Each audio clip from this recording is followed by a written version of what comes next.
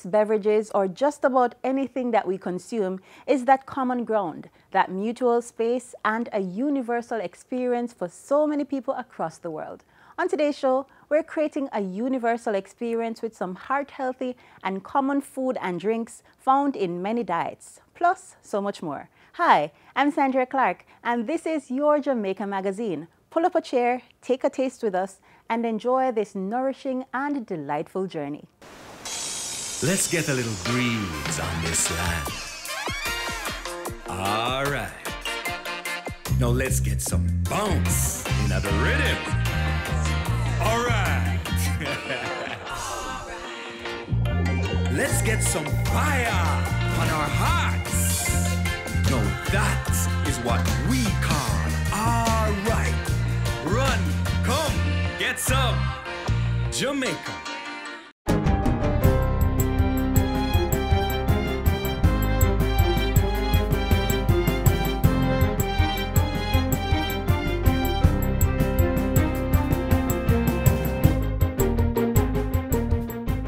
Good day, I'm Stephen McHugh, and this is your JIS News for Wednesday, March 13. The Electoral Office of Jamaica, EOJ, is reporting that all systems are in place to receive Friday's nominations of candidates for the by-election in the Portland Eastern constituency. The by-election is on April 4, and the nominations will be received between 10 a.m. and 2 p.m. on March 15 at the Port Antonio Courthouse. The EOJ is reminding candidates that they are to fill out a nomination form which has been signed by any 10 or more electors registered to vote in the constituency. They are to return the form to the returning officer between the hours of 10 a.m. and 2 p.m. Candidates are also required to pay a nomination fee of $15,000. Eligible candidates to sit in the House of Representatives should be at least 21 years old, a citizen of Jamaica, a resident of Jamaica for at least 12 months prior to the date of nomination, or a Commonwealth citizen who has been living on the island for the past year. The Portland Eastern seat became vacant upon the death of the sitting Member of Parliament, Dr. Linval Bloomfield, last month. In other news, $20 million has been allocated for surveillance equipment and enforcement activities to regulate fishing in Jamaican waters. The money is from the Fisheries Management and Development Fund Board. Portfolio Minister Audley Shaw made the announcement yesterday during a media briefing on the conch industry, which is currently closed for the season until January 31, 2020. The strategy is simply to use the vessel monitoring system technology to have 24/7 information of who is legally out there and where they are.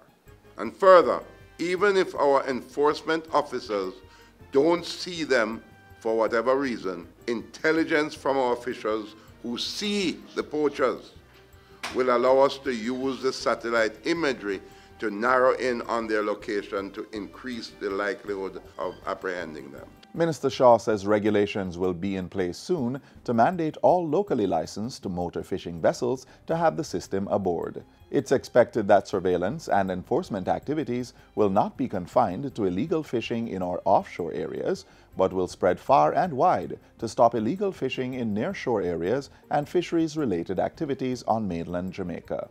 The Fisheries Minister also revealed that plans were far advanced for the establishment of multi-agency enforcement teams, which will be comprised of the Police, Coast Guard, the Fisheries Division, and the Predial Larceny Prevention Unit. Minister Shaw, meanwhile, is calling for a comprehensive multi-pronged approach to tackle unregulated fishing in Jamaican waters.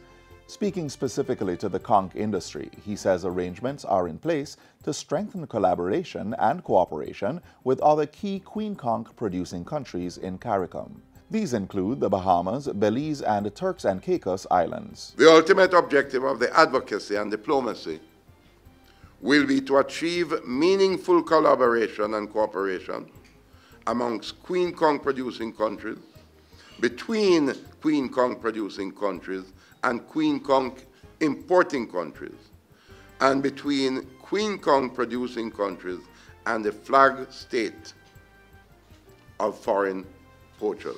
Between January 2011 and March 2019, 10 foreign fishing vessels were caught fishing illegally in Jamaican waters. Minister Shaw says he has plans to address the ministers of these countries when he meets with them in St. Kitts in May. I'm going to be sitting down face-to-face with the ministers from those countries where the poachers are primarily from. I'm going to be saying to them, Dominican Republic, Honduras, Nicaragua, please keep your fisher folk away from Jamaican waters. 240 ancillary workers from 40 schools across St. James, Clarendon, St. Andrew and Kingston will be certified through a partnership involving the Heart Trust NTA and the Jamaica Social Investment Fund. The move is in response to the 2016 Integrated Community Development Project School Ancillary Worker Survey. It found that a large number of ancillary workers lacked formal certification. During the recent contract signing, Education Minister Senator Ruel Reid said the project was valued at $10.8 million and would last from April 2019 to March 2020. Workers will be trained by the Heart Trust NTA in various skill areas, including food safety, nutrition, water sanitation and hygiene, customer service, safety and security, plant maintenance and landscaping. I want the Jamaican workforce to be properly trained and certified. It provides greater mobility, greater flexibility, development of the human capital. We're going to attract higher and better quality investments in our country. It should inure to greater productivity, driving economic growth, driving GDP. So we move our GDP per capita from 5,500 to 30, 40,000, 60,000 US. Right? That's the kind of prosperity that we're talking about. The Jamaica Bauxite Institute, JBI, is entering Phase 7 of its multifaceted Bauxite Community Development Programme, BCDP. Since its 1996 inception, the BCDP has invested over $800 million to ensure sustainable development for communities impacted by bauxite mining. Projects have been implemented in the areas of education and training, agriculture, infrastructure, and water harvesting.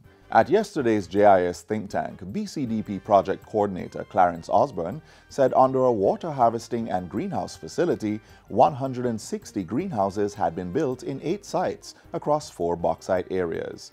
It saw each farmer getting a 3,000 square foot greenhouse equipped with solar irrigation pumps to carry out production. That component of the program is facilitated through a partnership involving the JBI, bauxite companies, and the Jamaica Social Investment Fund. So far, the program is going exceptionally well. We work on a basis that the farmers receive 70% of what they sell, and 30% is retained for the sustainability of the program. This assists them to buy the next material for the next crop and chemicals, etc., to sustain the program. And finally, Jamaicans have taken up 6 of the 8 scholarships being offered in greenhouse management by the Jamaica Bauxite Institute, JBI. The scholarships are tenable at the College of Agriculture, Science and Education, CASE, through the Alcan Rio Tinto Legacy Fund Scholarship Program. It complements the Bauxite Community Development Programme.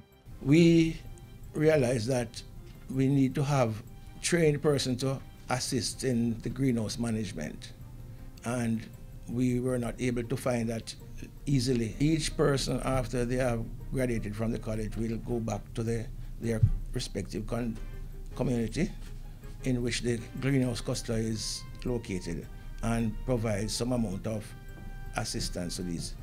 They will be given a choice of either working for a year as a paid person, or they can get a greenhouse to manage for themselves. And that's it for JIS News Today. I'm Stephen McHugh. Thanks for watching.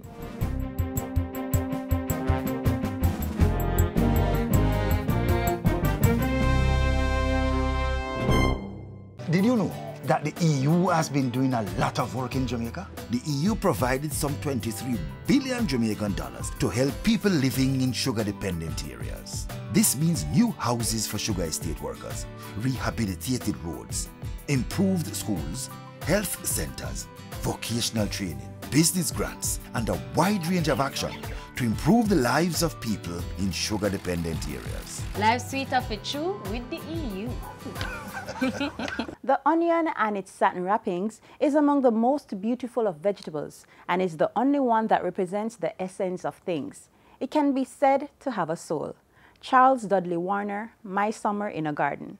Maybe its soul is in its ability to provide therapeutic and antibacterial properties that cleanse and detox our bodies to eliminate certain diseases. And with that knowledge, one private sector company is embracing government's call for increased local production to reduce the importation of onions.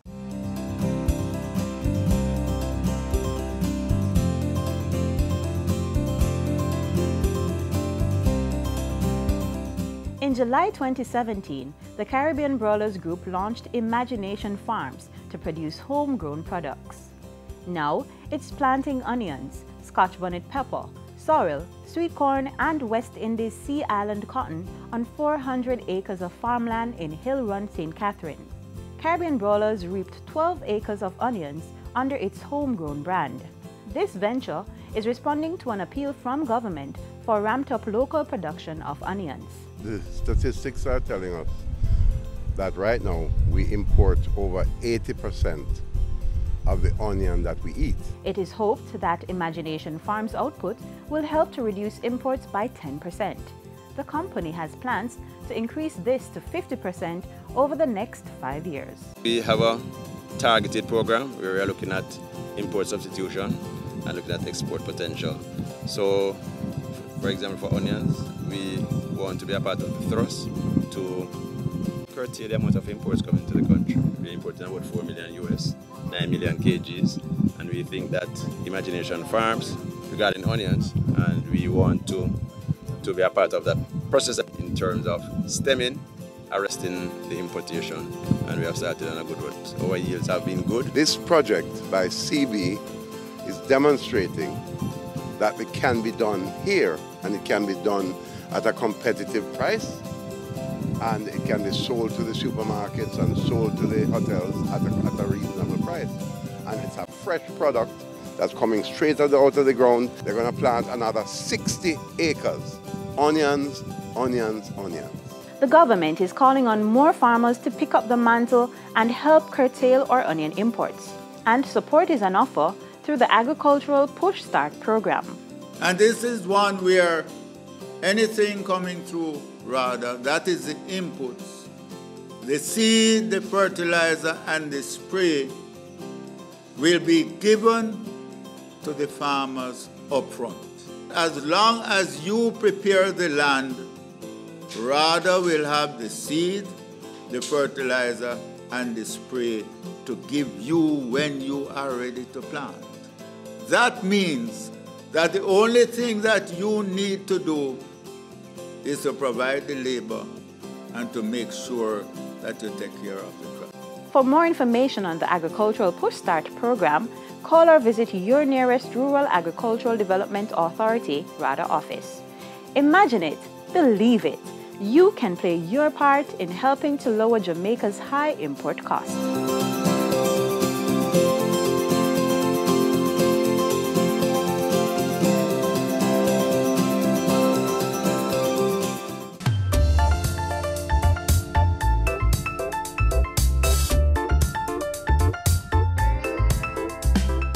What you let into your body for satisfying your hunger is just as important as what you let in for curing certain ailments. So, have you ever heard about bush tea or bush remedy? It's a popular Jamaican go-to, and while this practice might slowly be changing, the medicinal values found in many of our plants remain the same. But here's a little reminder. Necessity is the mother of invention, and we had to find a way to survive. And so for the plants, the natural gift of the Creator, we could rely on it to guide us into what we needed to do. I didn't know about Fenzik and your pharmaceutical things. I know about bush. So if I had a headache, I knew as a child that I should use the leaves of 3 mackerel bush and a piece of cloth and tie it on my head, and the pain would go. The use of herbs as medicine. While this age-old practice has been overlooked by many, the Institute of Jamaica saw it fitting to mount an exhibition on medicinal plants of Jamaica and their uses, bringing to the present the medicinal habits used in the past. So at least 330 plants have been found growing in Jamaica, have been identified as having medicinal value. Of that 334, at least 193 have been assessed for their biochemical activities, and 23 of those are actually endemic plants. Not every plant, though in its natural form is good, is accessible to everybody. And knowing the information about the plant and wanting to get that into the hands of the people, some of our scientists have begun to study extensively some of these plants to see how they can be formulated in such a way so that they can be packaged and be accessible to the public. You just don't wake up and say, Eureka, I have found it. They would have learned from the people in the community what plants were used for what purpose. So you know all those things in your childhood because they were continually using the plants of nature to assist in what they were doing. Ever since I was a child, my mom always said me go break a piece of bush to make tea if the tea bag run out. But what was I getting out of it? I had no clue. And sometimes people say it worked, some other people say it didn't work. So that's why I really did the research to find out if these plants actually work. So we started only making bottle brush, which is also known as Callistemon viminalis. And then we broadened and we focused on lemongrass. We focused on most of the herbs that are used by native Jamaicans to cure different ailments. In addition to the showcase, students from the Dunrobin, Chetola Park and the Rollington Town primary schools were scientists for a day as they participated in one of the institution's monthly and afternoon with a scientist sessions.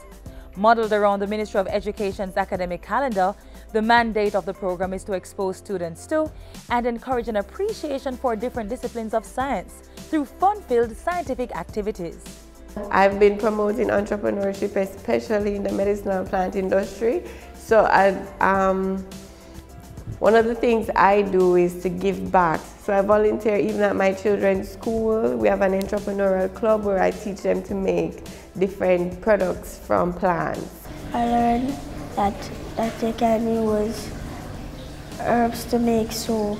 It was very exciting because I got to see what dangerous chemicals they use in it and how is it correct to go on the skin. First, we had to put some coconut oil in like a metal cup. Then we had to put shea butter in it and melt it. And then we put it in sodium hydroxide. And it was very, very, very hot. I spilled it a couple times, but it was okay, just a little clean up. And it began to get thick, so I was like, what should I do now? And she was like, just mix it, it's normal. And then we got to put what we want in there. I put charcoal in there, and then I made a swirl in the mold. It was a very good experience. I'm so happy our students were able to participate in the activity held here at the Institute, where they learn more about medicinal plants. I believe it's very important for them to know that the plants that are found right there in their backyards can be used for healing of ailments that they'll have, the common cold, whatever the ailment may be. This is what I would like to engage the people in. Go back to their communities and learn how people lived. A generation which came out of slavery could neither read nor write, and yet they were able to contain themselves and to live. We want the students to have some respect for the heritage of this country because it is going to guide you to the future.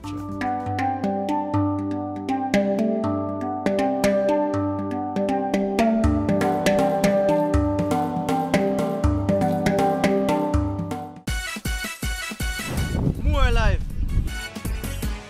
More memories. More moments. Jamaica Moves is a call to action to prevent non-communicable diseases. Get active, eat healthy. You can protect yourself from high blood pressure, obesity, asthma, certain cancer diseases, and more.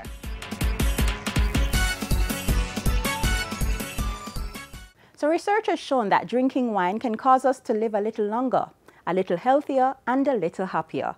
Now here's the story of Joy Spence, sharing her joy of winemaking and her journey to becoming an expert at wine blending.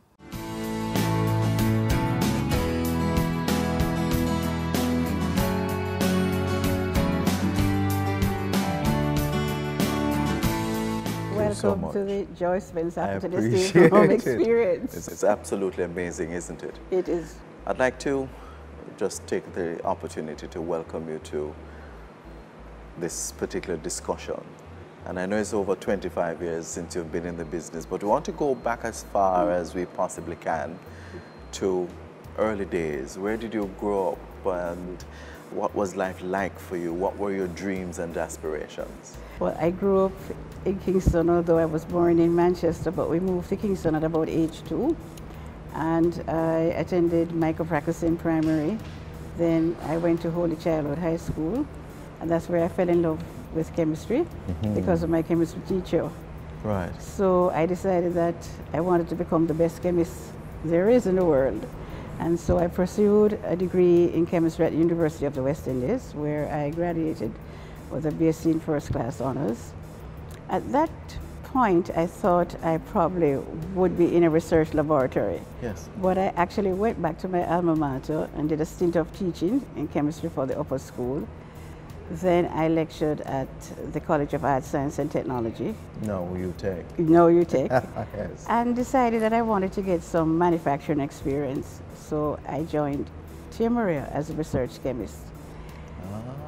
Then I became very bored because it was a one-product operation. Yes. And GRNW is right next door to Tia Maria. So in my hours of boredom, I'd look across the fence and I would see tankers rolling in, people looking very busy. And I said, oh, that's a very interesting place to work. Right. So I sent in my resume and they invited me over for an interview. They interviewed me and said, well, actually, we do not have a position available, but we were so impressed with your resume. So I left and I said, okay, nothing tried, nothing done. Nothing done, indeed. And this was 1981. 1981. Good, yes. So 2 weeks later, they called me and said, we created a position for you, the position of chief chemist. And this is when I fell in love with rum, because I never drank rum before that time. And so I started to work with the previous master blender and became so fascinated with the whole art of blending and sensory analysis. And this is what led me to where I am today. How were you able to navigate your way through this particular industry that is considered a male-dominated profession? Well, first of all, I understudied the previous master blender for 17 years. Yes. So everyone in the industry knew that I was understudying him. So when he retired, I was appointed master blender. And it was at that point in time when we did our research that we realized that there was no other female in the entire world that was a master blender. Right. And I said to myself, I never thought that I would, you know, have accomplished anything as great as this, being the first woman to actually shatter the glass ceiling for other women. Right. How did that make you feel after being appointed the first female master blender? You know, I didn't believe it at first, you know. I said, I wonder if they had the research right, you know, because I was never ever looking at that when I was working with the previous master blender and understanding him. I just wanted to become the best blender there is. Right. And it was very proud to be a Jamaican woman having achieved this. And so a rare 25-year-old rum, aptly named after you, Joy. Tell us about that and what went into that and how did you feel about having a beverage being named after you? I selected my favorite 25-year-old pot still rum. So it became the heart and soul of the blend because it had this amazing orange peel, nutmeg and ginger notes. And I combined it with other rums to create this magnificent blend. So overall, this rum now has the amazing orange peel top note intertwined with ginger, nutmeg and spice, finishing with warm vanilla, coffee and cocoa notes with this amazing brown sugar finish. just absolutely delicious. But how does it feel to be described as a visionary craftswoman extraordinaire? It's a humbling feeling, Yes. It's a proud feeling, and importantly, I like to encourage young women who are looking at a profession to think outside the box and to look at how you can apply chemistry in very interesting fields such as the one that I am in. I know that the words that you've given will no doubt empower so many lives in a profound way. So thank you so much for talking with us. Thank you for having me on your program.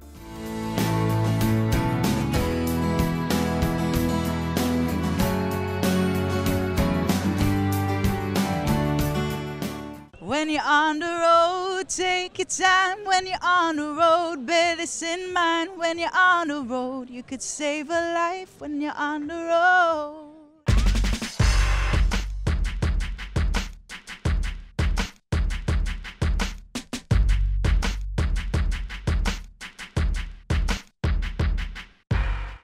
A balanced diet is one made up of a variety of foods from the different food groups, providing us with adequate nutrients. But there are so many benefits of choosing a balanced diet. Here goes. A balanced diet is an important step towards a healthy lifestyle. It helps to protect our bodies against certain diseases, such as obesity, diabetes, and some types of cancer and skeletal conditions. A balanced diet provides the nutrients needed for growth and repair.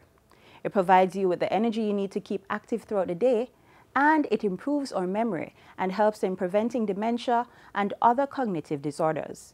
These are just some of the benefits, and I'm certain you wouldn't want to miss out on any. So, if you haven't already started, make a commitment today to opt for a balanced diet. Let's take up the charge and work to make our country the place of choice to live, work, raise families, and do business.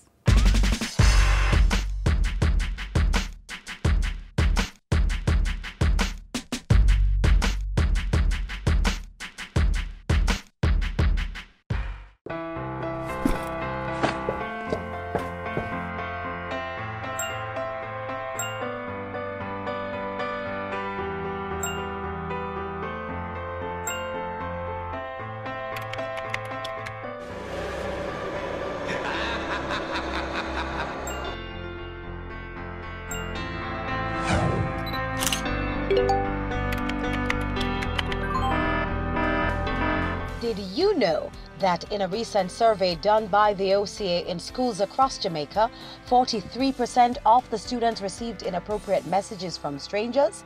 The OCA wants you to be smart online. Never speak to persons you don't know.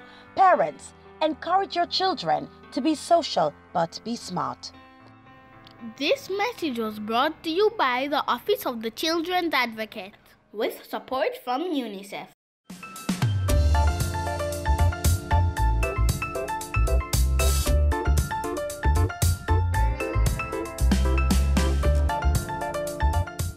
And this is where we have to leave you for today's show. But do join us again tomorrow for what promises to be another informative edition. If you missed anything, watch it all again on our website or YouTube page. And don't forget to keep up with us via our Facebook, Instagram, or Twitter pages. On behalf of the entire production team, I'm Sandra Clark. Take care.